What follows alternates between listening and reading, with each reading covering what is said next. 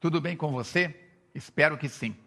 Aqui estamos novamente em nosso 11º encontro, neste ciclo de estudos pela TV Nova Luz, com mais uma aula sobre a justiça divina, através do livro O Céu e o Inferno. Nesta aula, encerraremos o estudo do capítulo 2º desta obra, respondendo a questões que levantamos na aula número 9.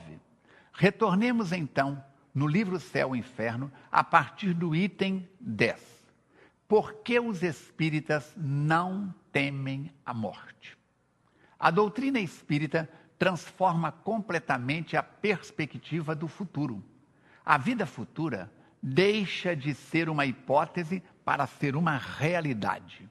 O estado das almas depois da morte não é mais um sistema, porém o resultado da observação. Ergueu-se o véu? Sim, ergueu-se o véu. O mundo espiritual aparece-nos na doutrina espírita na plenitude de sua realidade prática. Não foram os homens que o descobriram pelo esforço de uma concepção orgulhosa. São os próprios espíritos, habitantes deste mundo, que nos vêm descrever a sua situação. Aí, os vemos em todos os graus da escala espiritual, em todas as fases da felicidade e da desgraça, assistindo, enfim, a todas as peripécias da vida de além-túmulo. Eis aí porque os espíritas encaram a morte calmamente e se revestem de serenidade nos seus últimos momentos sobre a terra. Já não é só a esperança, mas a certeza que a todos eles conforta. Sabem que a vida futura é a continuação da vida terrena, em melhores condições, e aguardam-na com a mesma confiança com que aguardariam o despertar do sol após uma noite de tempestade. Os motivos dessa confiança decorrem, outro sim, dos fatos testemunhados e da concordância destes fatos com a lógica, com a justiça e bondade de Deus, correspondendo às íntimas aspirações da humanidade terrestre. Para os espíritas, a alma não é uma abstração. Ela tem um corpo etéreo que a define ao pensamento, o que muito é para fixar as ideias sobre a sua individualidade, aptidões e percepções. A lembrança dos que nos são caros repousa sobre alguma coisa real, palpável.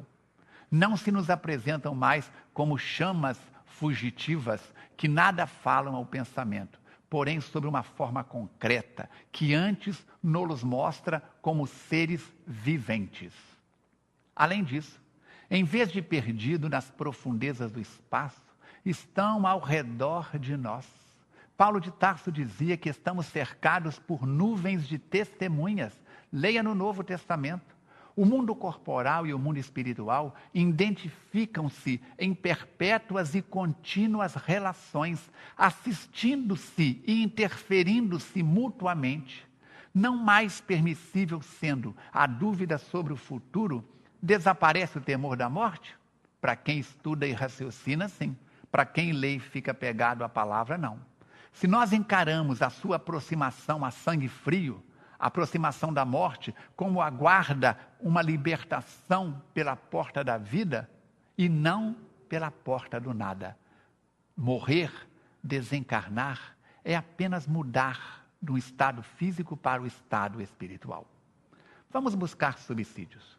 Pedro Leopoldo, reunião pública do dia 25 de setembro de 61. Emmanuel Espírito vai nos oferecer, na obra Justiça Divina, a mensagem: Espíritas diante da morte. Ele vai estar comentando a primeira parte do capítulo 2, o item 10. Diz o benfeitor espiritual: toda religião procura confortar os homens ante a esfinge da morte. A doutrina espírita não apenas consola, mas também alumia o raciocínio dos que indagam e choram na grande separação. Toda religião admite a sobrevivência, A doutrina espírita não apenas patenteia a imortalidade da vida, mas também demonstra o continuismo da evolução do ser em esferas diferentes da Terra. Toda religião afirma que o mal será punido para lá do sepulcro. A doutrina espírita não apenas informa que todo delito exige resgate, mas também destaca que o inferno é o remorso na consciência culpada, cujo sofrimento cessa com a necessária e justa reparação. Toda religião ensina que a alma será expurgada de todo erro em regiões inferiores. A doutrina espírita não apenas explica que a alma depois da morte se vê mergulhada nos resultados das próprias ações infelizes, mas também esclarece que, na maioria dos casos, a estação terminal do purgatório é a mesma, é mesmo a terra, onde reencontramos as consequências de nossas faltas, a fim de extingui-las através da reencarnação. Toda religião fala do céu, como sendo uma instância de alegria perene. A doutrina espírita não apenas mostra que o céu existe, por felicidade suprema no espírito, que sublimou a si mesmo, mas também elucida que os heróis da virtude não se mobilizam em paraísos estanques e que, por mais elevados na hierarquia moral, volvem a socorrer aos irmãos da humanidade ainda situados na sombra. Toda religião encarece o amparo da providência divina às almas necessitadas. A doutrina espírita não apenas confirma que o amor infinito de Deus abraça todas as criaturas, mas também adverte que todos receberemos individualmente, aqui ou além, de acordo com as nossas próprias obras. Os espíritas, pois, realmente não podem temer a morte que lhes sobrevém na pauta dos desígnios superiores. Para todos nós, a desencarnação, em atendimento às ordenações da vida maior, é o termo de mais um dia de trabalho santificante, para que se ponham de novo a caminho do alvorecer. Agora, vamos responder às questões com as quais iniciamos o estudo deste capítulo lá na aula número 9. As respostas que apresentamos. Primeira questão: quais as causas do temor da morte? O temor da morte é um efeito da sabedoria da providência e uma consequência do instinto de conservação comum a todos os viventes.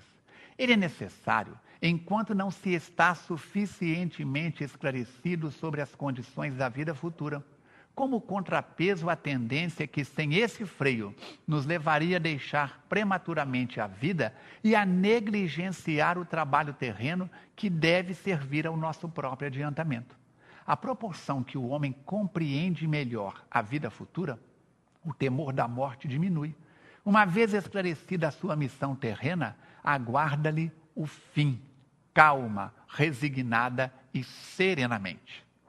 A certeza da vida futura dá-lhe outro curso às ideias, muda o rumo da sua vida, outro fito ao trabalho antes dela, nada que não se prenda ao presente. Depois dela, tudo pelo futuro, sem desprezo do presente, porque sabe que o futuro depende da boa ou da má direção dada hoje, aqui, agora, no presente. A certeza de reencontrar seus amigos depois da morte, de reatar as relações que tivera na terra, de não perder um só fruto do seu trabalho, de engrandecer-se incessantemente em inteligência, perfeição, dá ao homem paciência para esperar a coragem, para suportar as fadigas transitórias da vida terrestre. A solidariedade entre vivos e mortos faz-lhe compreender que deve existir na terra, onde a fraternidade e a caridade têm, desde então, um fim e uma razão de ser, tanto presente como no futuro. Assim, nós respondemos à primeira questão. Vamos observar. Questão número 2. Por que o homem geralmente por que o homem é geralmente apegado às coisas terrenas. No espírito atrasado, respondemos, a vida material prevalece sobre a espiritual. Apegando-se às aparências, o homem não distingue a vida além do corpo, embora esteja a alma na vida real. Aniquilado aquele corpo, tudo se lhe afigura perdido, desesperador. A vida futura é-lhe uma ideia vaga, antes uma probabilidade do que certeza absoluta.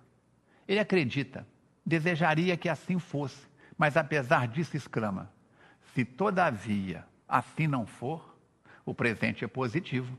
Vamos ocupar-nos dele primeiro, que o futuro a Deus pertence, o futuro virá na hora certa. E para por aí. É considerável, pois, o número das criaturas que são dominados por este pensamento.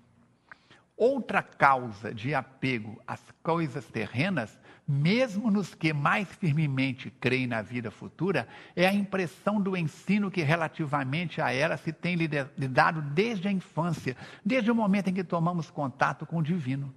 Convenhamos que o quadro pelas religiões esboçado sobre este assunto, não tem nada de sedutor e ainda é nada de consolador. É desesperador. Céu, inferno, purgatório, forças demoníacas. Terceira pergunta. Qual o futuro dos homens segundo o Espiritismo? A doutrina espírita transforma completamente a perspectiva do futuro. A vida futura deixa de ser uma hipótese para ser realidade.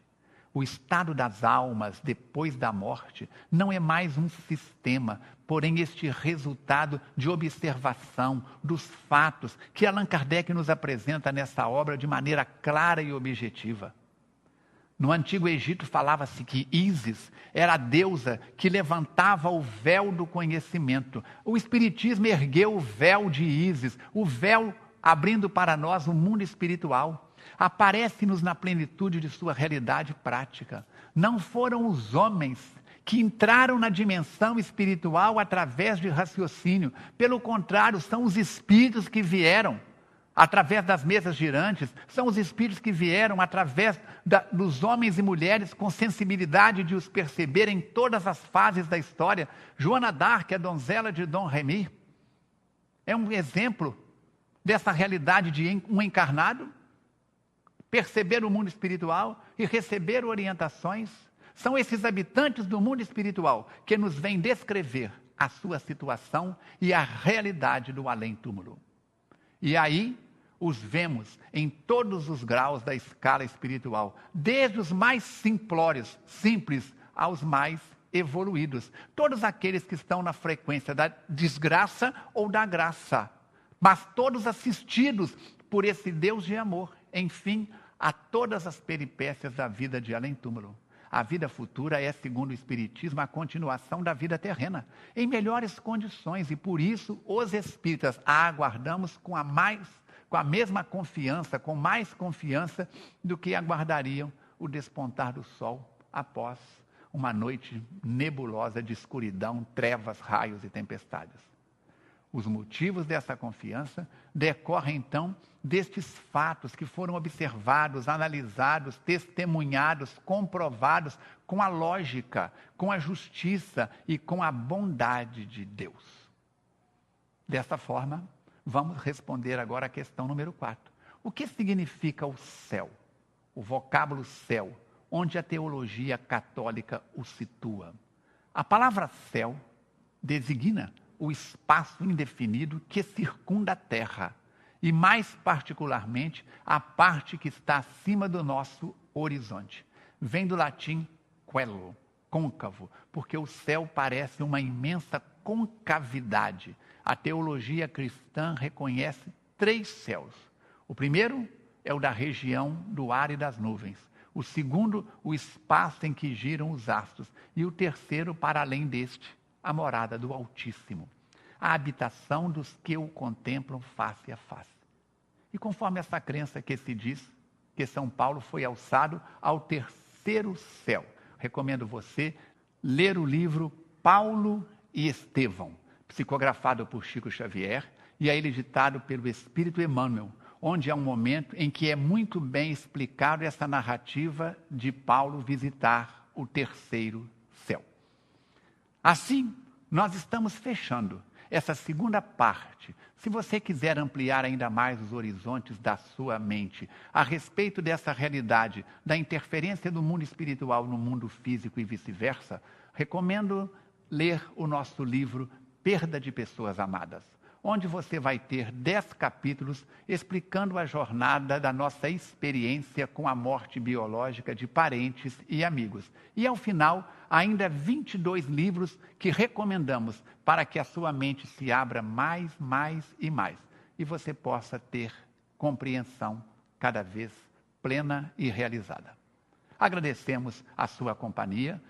Desejamos que cada dia da sua vida seja de mais compreensão e que possamos vencer toda esse desafio de estudar a realidade do mundo espiritual, para a qual todos voltaremos mais cedo do que pensamos muitos, na grande viagem da vida para a vida. João, capítulo 10, versículo 10. Eu vim para que tenhais vida e vida em abundância. Um grande abraço a todos e até o nosso próximo encontro, até a nossa próxima aula. Muita paz. We are